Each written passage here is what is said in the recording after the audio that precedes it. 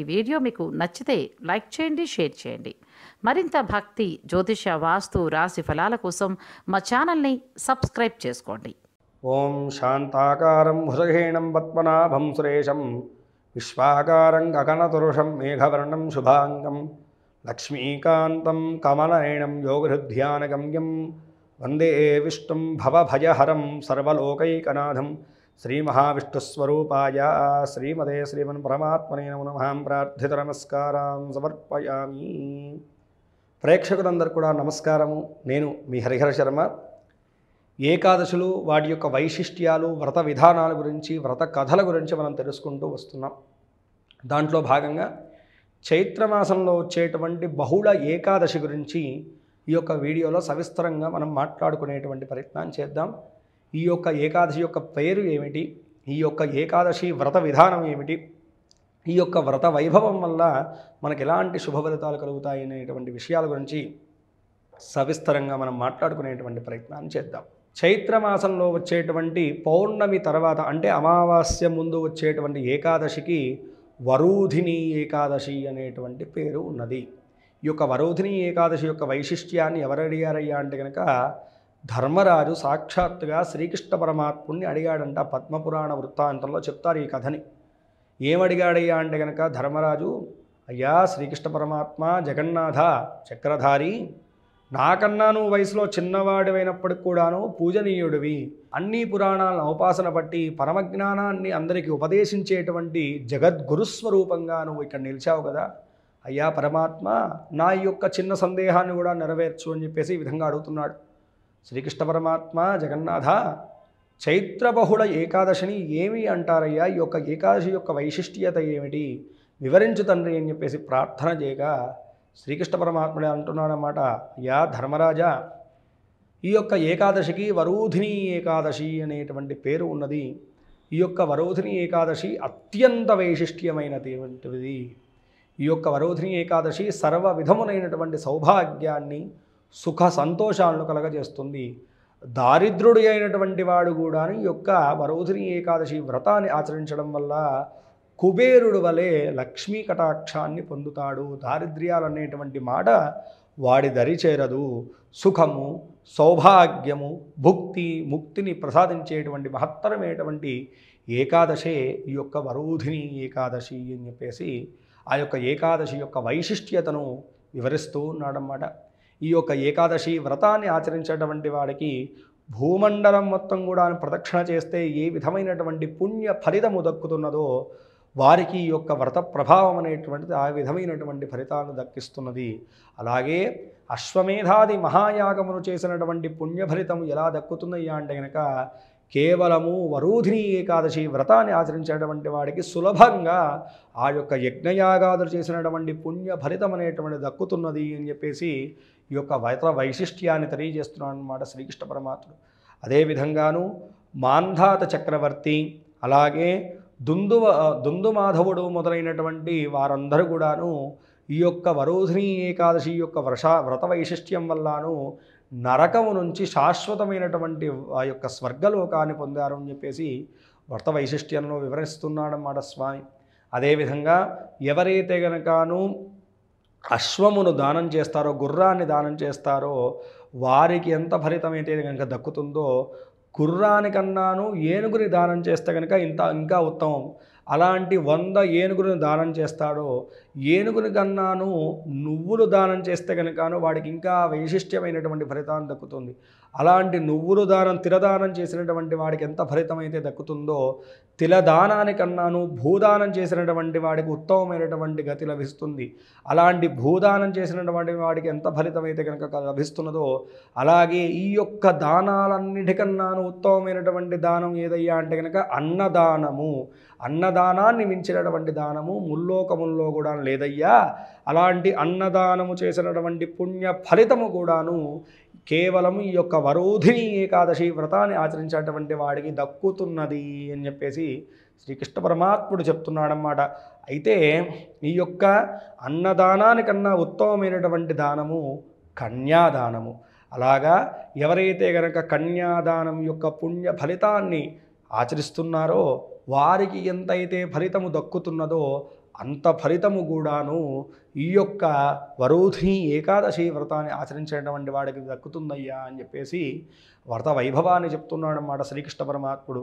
అయితే కొంతమందికి ఆడ శిశువు పుట్టకపోవచ్చు, వారికి కన్యాదాన ఫలితం దక్కాలంటే ఏమి చెయ్యాలంటే కనుక గోదానము చెయ్యాలి.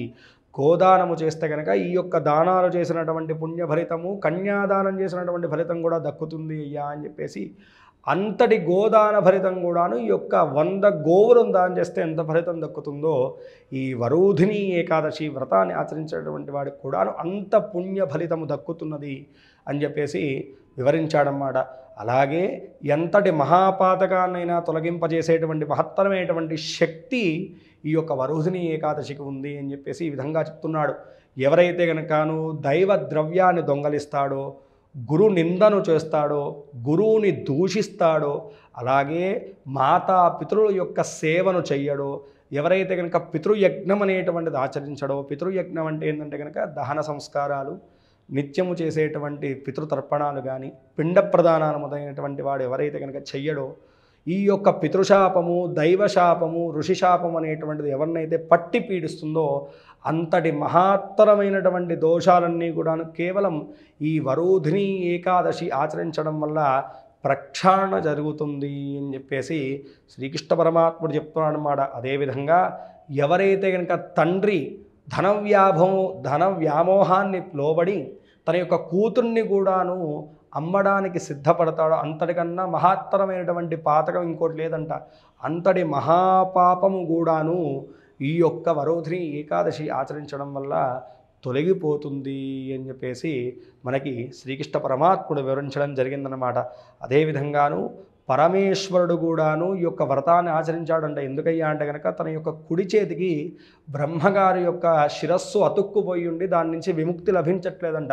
అందుకని ఈ యొక్క వరోధిని ఏకాదశి రోజు వ్రతాన్ని ఆచరించడం వల్ల ఆ యొక్క బ్రహ్మగారి శిరస్సు నుంచి పరమేశ్వరుడు యొక్క చేతికి విముక్తి కలిగింది. అప్పుడే ఆ చేతి నుంచి పడినటువంటి బ్రహ్మకపాలమే ఇప్పుడు మనకి బద్రీనాథ్లో ఉన్నటువంటి బ్రహ్మకపాలం అన్నమాట. అలా కూడా పరమేశ్వరుడే సాక్షాత్తుగా ఆచరించేటువంటి మహత్తరమైనటువంటి కర్మ ఈ యొక్క వరోధిని ఏకాదశి.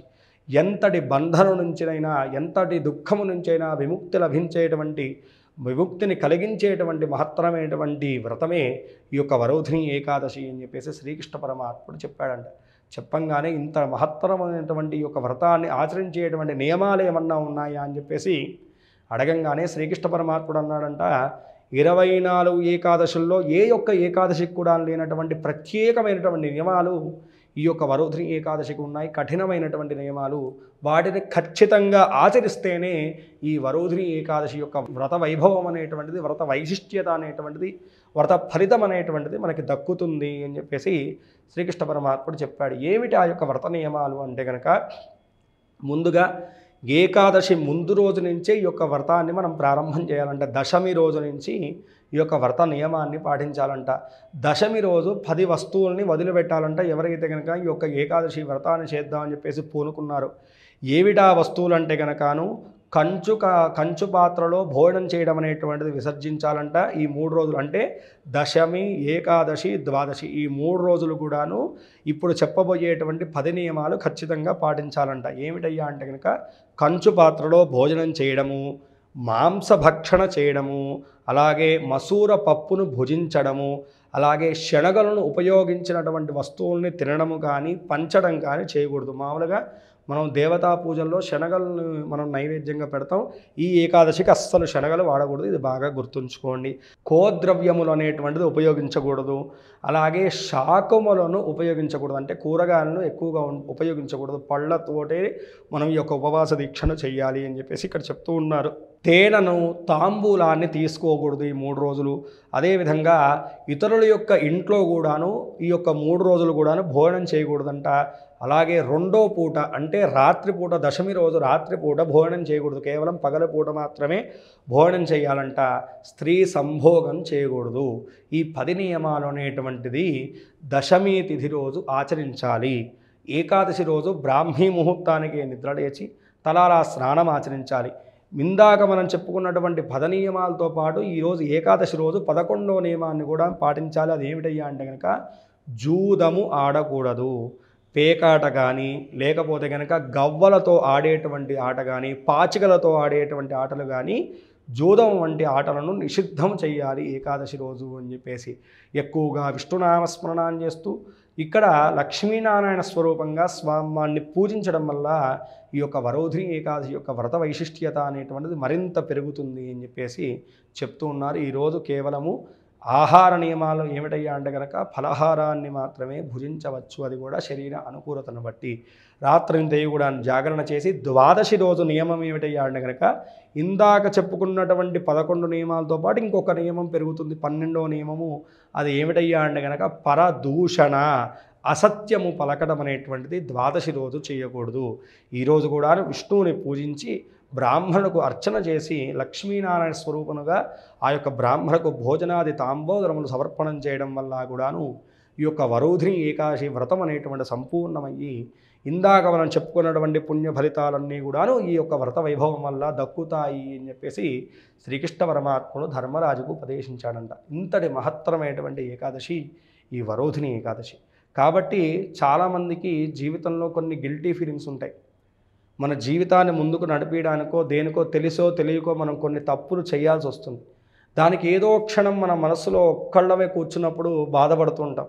దీనికి నేనేదో ప్రాయశ్చిత్తం చేసుకోవాలి, ఎందుకంటే అవి కొన్ని బయటికి కూడా చెప్పలేము. మనము తెలుసో తెలియకో వ్యామోహం చేతనో లేకపోతే ఇతరత్ర విషయాల ద్వారానో మనం చేస్తూ ఉంటాం.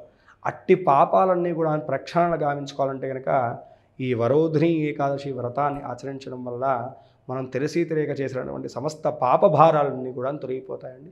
కాబట్టి ఇంతటి మహత్తరమైనటువంటి ఏకాదశి వ్రతాన్ని ప్రతి వారు ఆచరించి శ్రీ మహావిష్ణువు యొక్క పరిపూర్ణమైనటువంటి అనుగ్రహానికి పాత్రలవ్వాలని చెప్పేసి మనస్ఫూర్తిగా భావిస్తూ రాబోయేటువంటి వీడియోలో మరిన్ని ఏకాదశుల యొక్క వైశిష్ట్యాలను తెలుసుకుందాం. స్వస్తి. సర్వే జనా సుఖినో భవంతు. లోకా సమస్తాః సుఖినో భవంతు. వీడియో చూసినందుకు ధన్యవాదములు. ఈ వీడియో మీకు నచ్చినట్లయితే లైక్ బటన్ క్లిక్ చేయండి.